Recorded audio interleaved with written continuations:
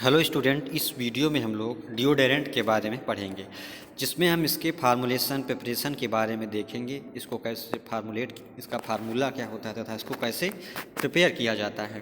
तो डिओडोरेंट क्या होते हैं?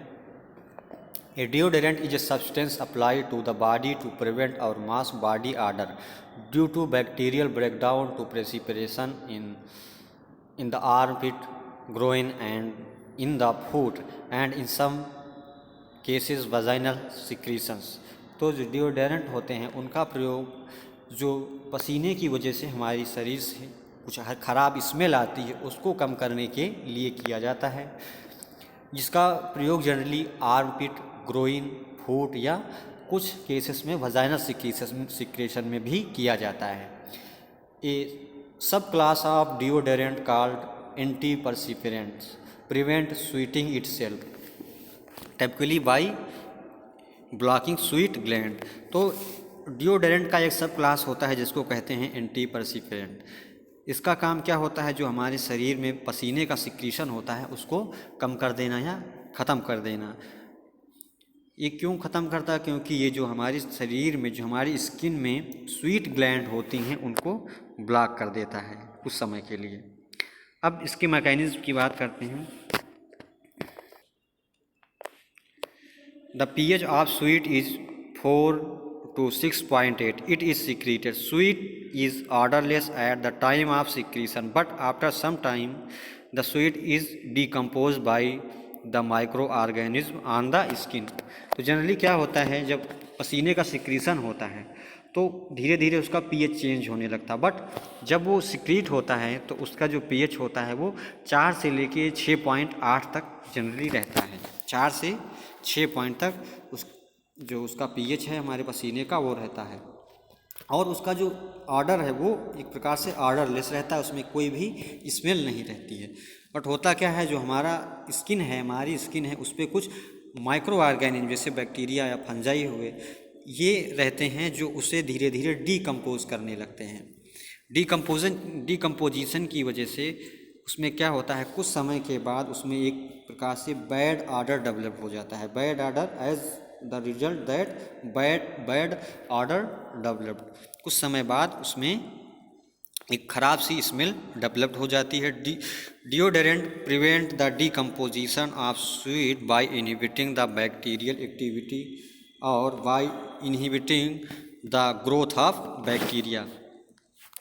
तो जो डिओडोरेंट होते हैं वो जो स्वीट का डीकम्पोजिशन है उसको ख़त्म कर देते हैं। कैसे? क्योंकि वो जो बैक्टीरियल एक्टिविटी है उसको कम कर देते हैं और जो बैक्टीरिया का ग्रोथ है उसको भी ख़त्म कर देते हैं, जिससे जो हमारा स्वीट है हमारी शरीर का वो जल्दी से डीकम्पोज नहीं होता है। जब डीकम्पोज नहीं होगा तो उससे कोई किसी भी प्रकार की स्मेल नहीं आएगी। Generally micro organism do not thrive below pH 4. Deodorant react with sweat and it bring down the pH below 4 and these stop the bacterial growth. तो डिओडोरेंट कैसे काम करते हैं? एक प्रकार से जो अगर हम माइक्रो ऑर्गेनिज्म की बात करें तो उनको सर्वाइव करने के लिए एक पर्टिकुलर इन्वायरमेंट चाहिए। अगर एसिडिक इन्वायरमेंट है तो वो जो माइक्रो ऑर्गेनिज्म, जो बैक्टीरिया हैं वो किल हो जाएंगे, मर जाएंगे। तो वो जनरली 4 से अगर कम पीएच का इन्वायरमेंट है तो वो बैक्टीरिया जो हैं जनरली वो सर्वाइव नहीं करते, ख़त्म हो जाते हैं। तो डिओडोरेंट क्या करता है, जो हमारा पसीना है उससे रिएक्ट होके जो पसीने का पीएच है उसको 4 से कम कर देता है, जिससे जो बैक्टीरिया उसमें अवेलेबल होते हैं उनका काम करने की एक प्रकार से उनकी जो एक्टिविटी है वो रिड्यूस हो जाती है, उनका ग्रोथ भी एक प्रकार से इनहिबिट हो जाता है, जिससे जो हमारा स्वीट का सिक्रीशन है वो उसमें किसी भी प्रकार का डीकम्पोजिशन नहीं होता, वो लंबे समय तक किसी भी प्रकार की स्मेल नहीं छोड़ते। Composition of deodorant. Deodorant preparation mainly contain the following ingredient. तो अगर हम एक डिओडोरेंट बनाते हैं तो उसमें कैसे कैसे किस कैटेगरी के इंग्रेडिएंट का यूज़ करते हैं उसके बारे में देखते हैं। तो जैसे इसमें फर्स्ट है एंटीबैक्टीरियल एजेंट। तो एंटीबैक्टीरियल एजेंट सबसे मेन होता है इसमें, क्योंकि इसी के थ्रू जो एक प्रकार से स्वीट का डिकम्पोजिशन है रोका जाता है। एंटीबैक्टीरियल एजेंट जैसे हेक्सा मेथाइल टेट्रानीन, हेक्साक्लोर क्लोरोफेन, ट्राइक्लोरोकार्बानिलिडीन, जिंक रिंसिलोनिलेट, ये सारे एंटीबैक्टीरियल एजेंट हैं जिनका यूज़ हम डिओडोरेंट में करते हैं बैक्टीरिया को किल करने के लिए या उनके ग्रोथ को इनहिबिट करने के। नेक्स्ट है एल्कोहल, जिसमें एथाइल एल्कोहल का प्रयोग किया जाता है। It is used as vehicle, तो डिओडोरेंट में इसका प्रयोग एज अ व्हीकल किया जाता है। सारे कंपोनेंट को एक प्रकार से डिज़ाल्व करने के लिए किया जाता है। Deodorant product also act as antibacterial agent, antibacterial activity भी एक प्रकार से जो एल्कोहल है वो डिओडोरेंट में शो करता है। और नेक्स्ट है इसेंशियल आयल, इसेंशियल आयल भी इसमें डाला जाता है। Like thymine contain thymol and clove oil contain eugenol, they act as deodorant and anti bacterial agent. तो जो इसेंशियल आयल जैसे थाइमोल हुआ या क्लोव आयल जिसमें यूजेनॉल हुआ, वो भी एक प्रकार से एंटी बैक्टीरियल एक्शन शो करता है। नेक्स्ट है aluminium salt, these are the active ingredient of deodorant. Aluminium salt are involve in reduction of sweat secretion from sweat gland present on the skin surface. तो जो aluminium salt होता है वो deodorant का एक प्रकार से मेन एक्टिव इंग्रेडिएंट होता है, जो पसीने के सिक्रीशन को एक प्रकार से कम कर देता है। ये जो स्वीट ग्लैंड है उसको ब्लॉक करने का काम करता है। जो हमारे स्किन के सरफेस पे स्वीट ग्लैंड होती हैं उन्हें ब्लॉक करने का काम करता है। नेक्स्ट है fragrance and skin conditioner, most deodorant have perfume and fragrance which are used to reduce body odour and impart fresh feeling. तो जनरली डिओडोरेंट में कुछ फ्रेगनेंस और स्किन कंडीशनर का भी प्रयोग किया जाता है, जो उसके एक प्रकार से कहते परफ्यूम को बढ़ाते हैं तथा हमारी बॉडी को एक फ्रेश फीलिंग प्रोवाइड करते हैं, एक अच्छी स्मेल तथा फ्रेश फीलिंग प्रोवाइड करते हैं हमारी स्किन को।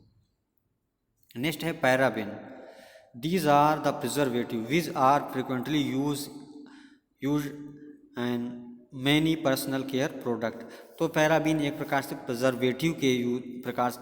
प्रिजर्वेटिव की तरह यूज़ किया जाता है, जिसका कई प्रिपरेशन में यूज़ किया जाता है। ऐसे ही इसका प्रयोग डिओडोरेंट में भी एज अ प्रिजर्वेटिव किया जाता है। नेक्स्ट है propellant, aerosol deodorant form a thin film which is propelled on to the skin. Butane, isobutane and propane are example of propellant. तो ब्यूटेन और आइसोब्यूटेन या प्रोपेन का प्रयोग यहाँ पे एज अ प्रोपोलेंट किया जाता है। प्रोपोलेंट क्या करता है, जो हमारी स्किन होती है वहाँ पे एक फिल्म का फॉर्मेशन कर लेता है, जिससे जो डिओडोरेंट है वो लंबे समय तक टिका रहता है।